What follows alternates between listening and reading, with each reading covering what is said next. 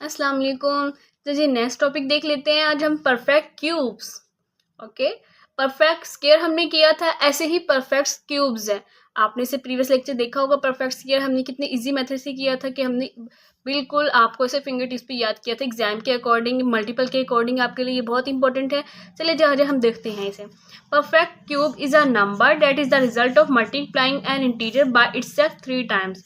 Perfect cube क्या है? एक नंबर है that is the result of multiplying another integer, यानी कि कोई और इंटीजर है, उसको हम 3 बार खुद से मल्टीप्लाई करें तो हमारे पास जो नंबर आए इक्वल टू दूसरा कोई भी नंबर हमें गिवन किया गया, हमने उसके इक्वल आना चाहिए उसका क्यूब।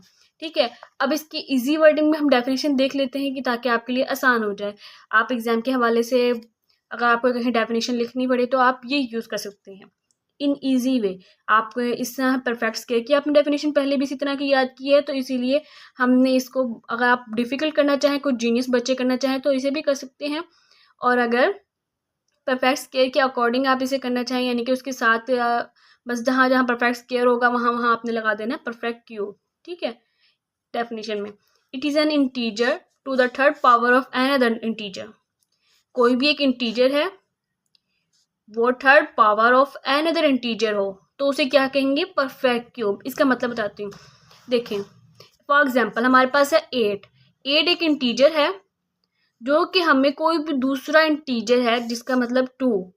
2 कोई भी एक ऐसा इंटीजर है जिसकी पावर 3 इक्वल टू 8 है, तो ये हमारे पास क्या हुआ? 8 परफेक्ट क्यूब। ठीक है, अब इसे भूलना नहीं है कि 8 जो है हमारे पास परफेक्ट क्यूब है, क्योंकि इसका क्यूब शो हो रहा है किसी की दूसरी पावर, किसी भी रैंडम इंटीजर की पावर 3 इंटीजर शो हो रहा है, क्यूब शो हो रहा है हमें। ठीक है, 8 is a perfect cube of 2। ऐसे ही 8 इज अ परफेक्ट क्यूब। ये नहीं कि आप 2 को परफेक्ट क्यूब कह दें, नहीं, क्योंकि आप 2 को तो शो नहीं कर सकते किसी भी अनदर इंटीजर की पावर 3 में। ऐसे ही है, हमने 8 को शो किया तो हम कहेंगे 8 is a perfect cube of 2। 2 का 8 परफेक्ट क्यूब है। ये मिस्टेक अक्सर बच्चे कर देते हैं, लेकिन आप लोगों ने नहीं करनी है। जो बड़ा नंबर आप कह दें कि बड़ा नंबर है, उसको हम किसी भी दूसरे नंबर के इंटीजर पावर में शो करें तो वो जो बड़ा नंबर है ना हमारे पास, वो हम कह देंगे कि ये हमारे पास परफेक्ट क्यूब या परफेक्ट स्क्वायर है। ओके, अच्छा, इसी तरह हम दूसरी एग्जांपल देख लेते हैं। 27। 27 को हम शो कर सकते हैं किसी की पावर में, यानी कि 3 × 3 एंड देन 3 का क्यूब।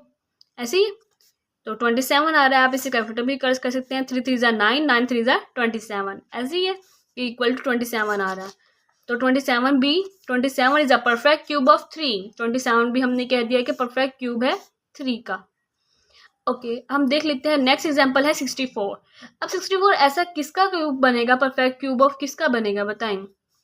ये आप लोगों ने बताना है।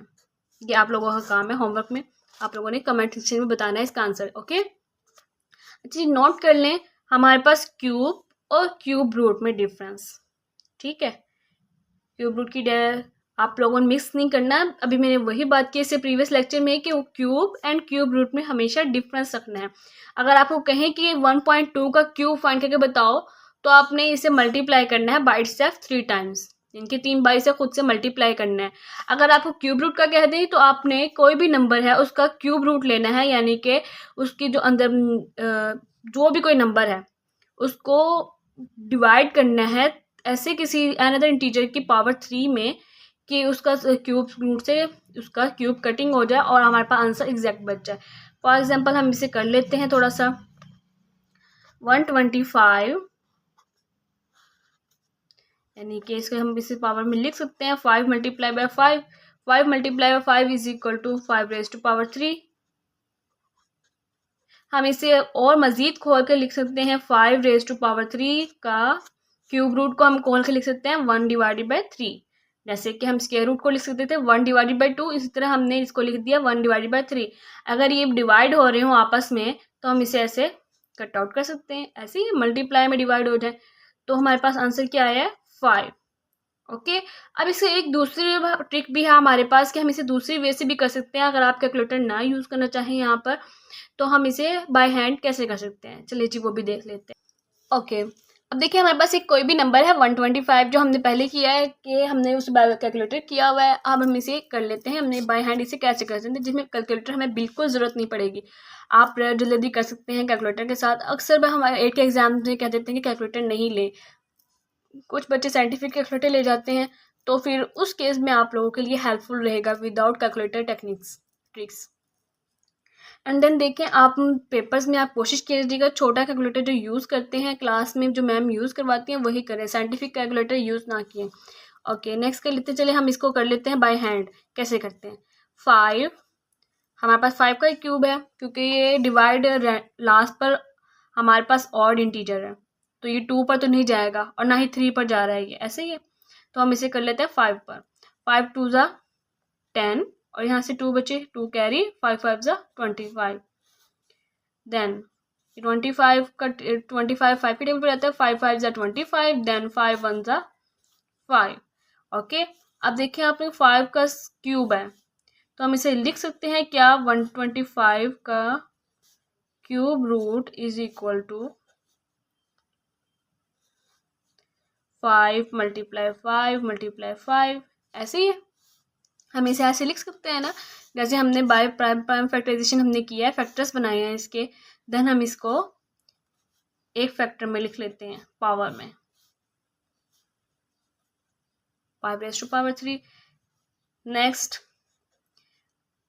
अगर 5⁻³ डिवाइड बाय, हमने पहले भी ऐसी ही बात की है कि अगर स्क्वायर रूट या 3 हो कोई भी तो हम इसे ऐसे लिख सकते हैं 1/3। अगर आपके पास स्क्वायर में हो तो हम इसे ऐसे लिख सकते हैं 1/2, लिख सकते हैं ना। तो हमने यहाँ पर भी इसे क्यूब रूट को खोलकर ऐसे लिख लिया 1/3, ठीक है। अब क्यूब रूट का देखिए नेक्स्ट 3 को इसे मल्टीप्लाई करें, नेक्स्ट 3 × 1/3। अब देखो मल्टीप्लाई हो रहे हैं तो ये कट आउट हो गए।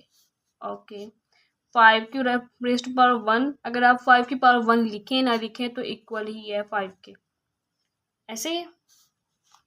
ये हमारा आंसर है। बाय हैंड आप सॉल्व कर सकते हैं विदाउट कैलकुलेटर। Thank you. ऐसे ही मज़े मज़े की वीडियोज़ और लेक्चर्स के लिए वीडियो को लाइक और चैनल को सब्सक्राइब करते जाएं।